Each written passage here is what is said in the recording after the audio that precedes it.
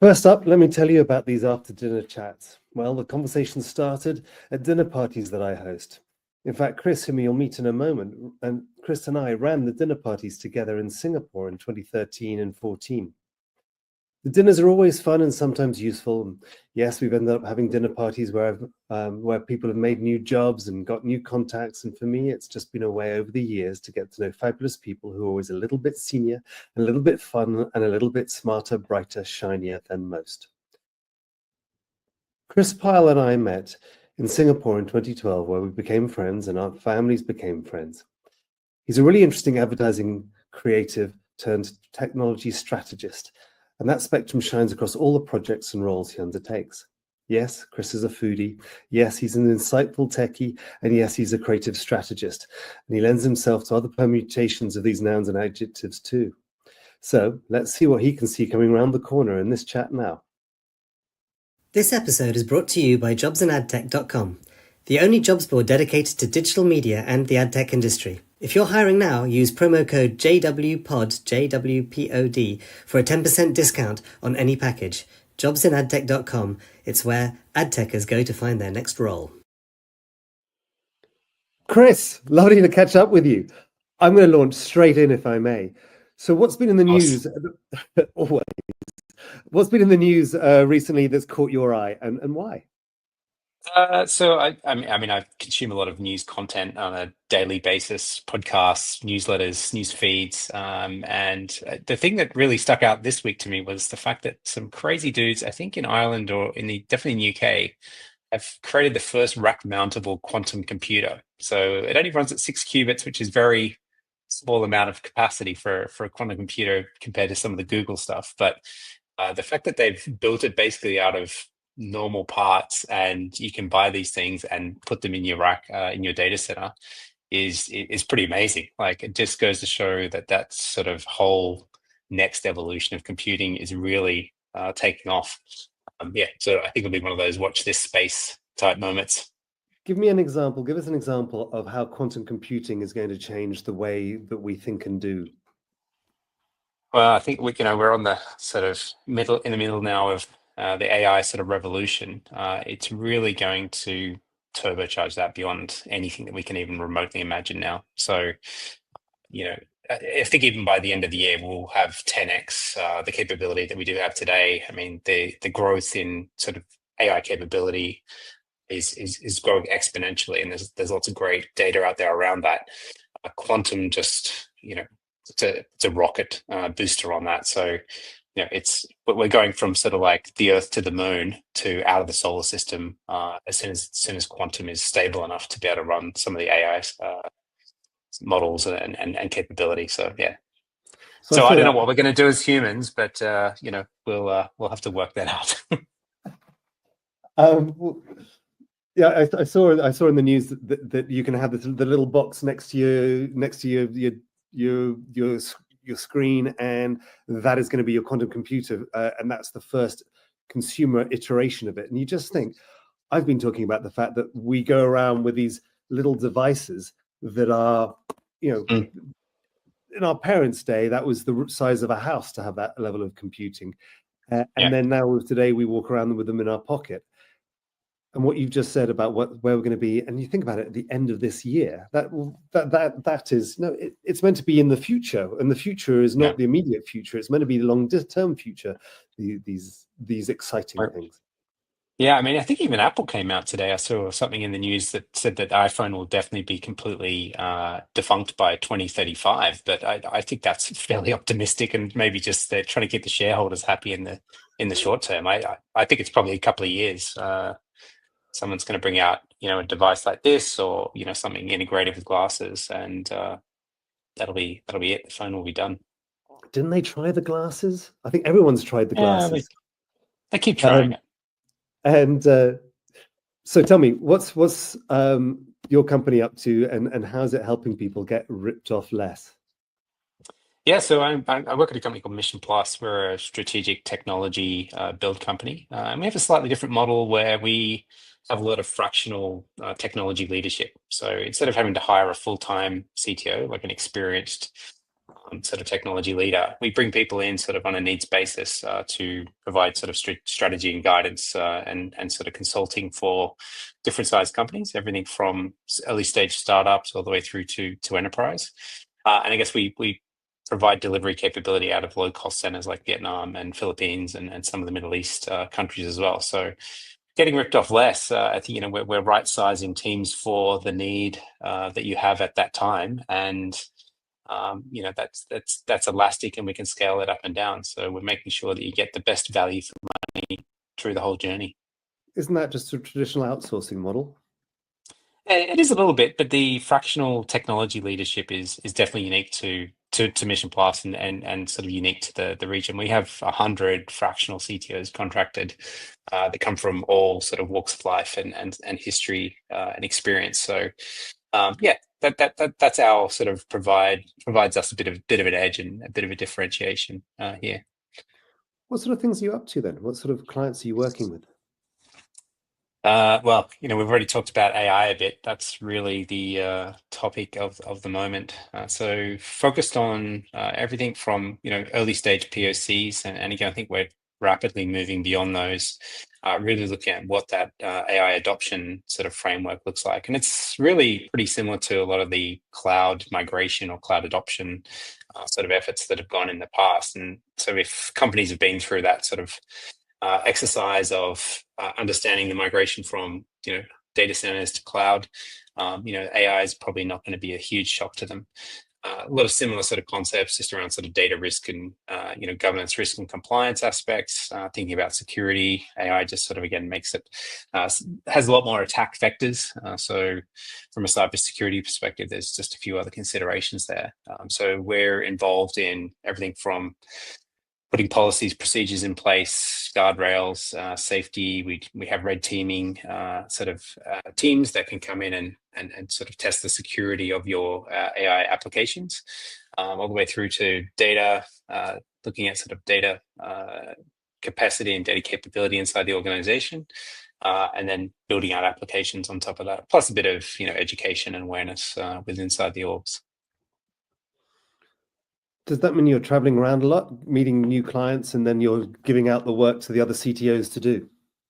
Yeah, pretty much. That's how we work. My wife thinks we run a dating agency. I go and find the one part of the partnership, and then we've got the other part ready to go. But we do matching on skills and experience and need with different clients around the region, because we also operate in Middle East GCC region as well. So Australia, Southeast Asia, and sort of GCC are our main sort of areas. God, it sounds exciting. What's the most exciting project that you've been working on to date? It was a project I worked on last year. It wasn't AI related. It was actually blockchain related. It was quite interesting. It was for a global VC network. They wanted to build a digital country that you could sign up and become a citizen of. They wanted to provide parallel services that a nation state would normally provide, things like pension, healthcare, those sorts of things, banking services. And so we built the sort of prototype where you could basically get your passport issued on blockchain, and then you start to access some of the services that they were providing. They've since pivoted, unfortunately, and now providing digital nomad services in a sort of Web 2 context, because being a US-based VC, crypto regulation didn't allow them to actually do anything interesting with the blockchain stuff. But it was a really cool project to work on. Really quite fun. Yeah, it sounds really like cool. SimCity, but in real life, with real money, not a virtual village. They were looking to do like agreements with countries so that their citizens could get right to work and tax status and things like that. But as with all good startups, pivot off. Do you see that coming back? There are lots of initiatives, and weirdly, I'm actually wearing a T-shirt that I got at a conference last year for Network State. which is sort of the where this idea sprung from. This guy Balaji, who's part of A16Z, he wrote a manifesto. It's out on the web if you want to read it. It's a fascinating read, but basically it lays out it's like a blueprint for how to build your own country in a digital context. So it's talking about AI, blockchain, how it would work in the real world. And there are a couple of examples like Prospera in Honduras, where it's it's a digital city that has a physical presence. And so it's crypto native, AI native city / nation state that leverages some of the concepts that were written about in the manifesto. There's quite a lot, like as soon as you get scratched below the surface, there's a lot of people doing some very, very cool stuff in sort of network state land. There was a whole conference that I went to last year around it. Sounds terrifying. Sounds terrifying. In my Luddite, I feel like the Luddite who doesn't want to go that way. God. Okay, moving on. I want to quiz you on what we'll call the high five. I've got 5 questions for you, and the first one is your hero: who, why, where, what. I think at the moment I'm really my hero is Andre Karpathy. I don't know if you've seen any of his content. He's a computer scientist who's decided that he's going to publish a whole bunch of awesome content so that people can understand what generative AI is about.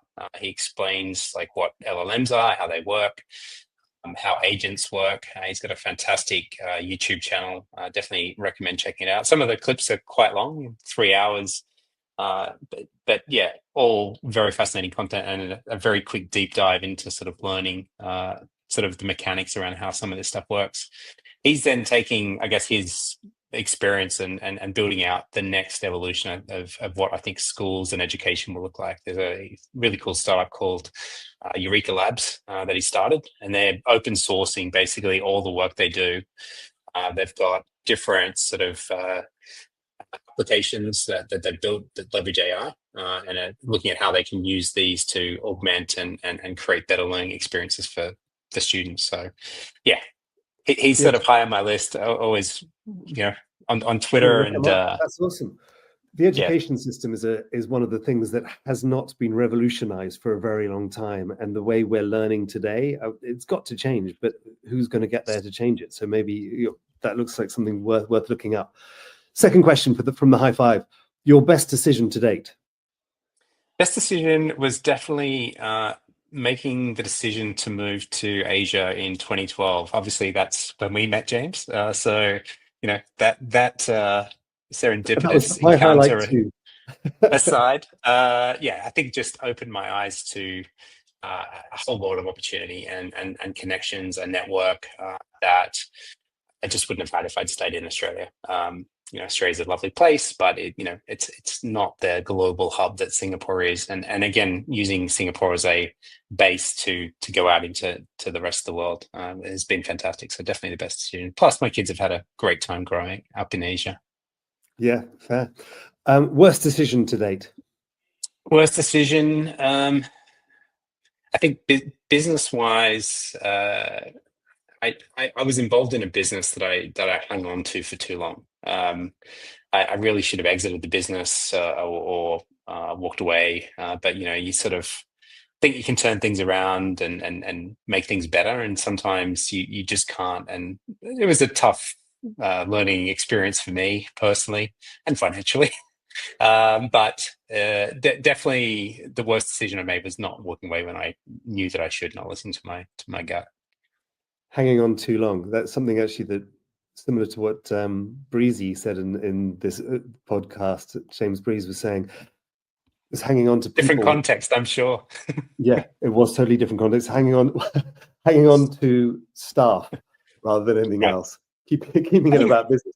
It's true about staff as well, but I think But yeah, I think I know which company we're talking about there. So let's talk about your funniest moment to date.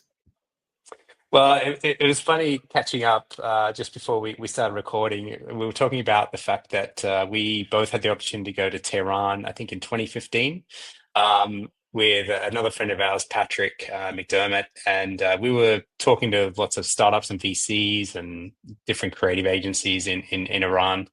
And it happened to be during Ramadan, and we got invited to go to a pool party in the middle of the day. We went to the house, opened the door. There was girls in bikinis. There was loads of alcohol and other substances, and we're outside in the middle of Tehran in the middle of the day, drinking in the sunshine and at a pool party. I think that is definitely goes down as one of the funniest moments of my life. Yeah, like I say, I'm with you on that, and I was with you on that. One more question, one more person. Tell me one more person that you think, if we're in the same place at the same time, we should go out for dinner, but also would be interesting to have a chat to on the podcast or otherwise. So I think, lots of people who I could recommend, but the person who sprung to mind when I read the question was a good friend of mine, Cyrus. He is just such an awesome networker and someone who will always go out of their way to introduce people or make himself available if you need anything. He's just such a great guy. He's been working in InsurTech in sort of, I guess, the Asia region. Just started with Tenity, who are an accelerator. I think they're based out of Switzerland or Europe somewhere, but their Singapore office is pretty big. So I think Cyrus Cruz is your man. I can definitely do an intro. That'd be awesome. Chris, really lovely to catch up with you, and I look forward to chatting to you again soon. Thanks, mate. Talk to you soon.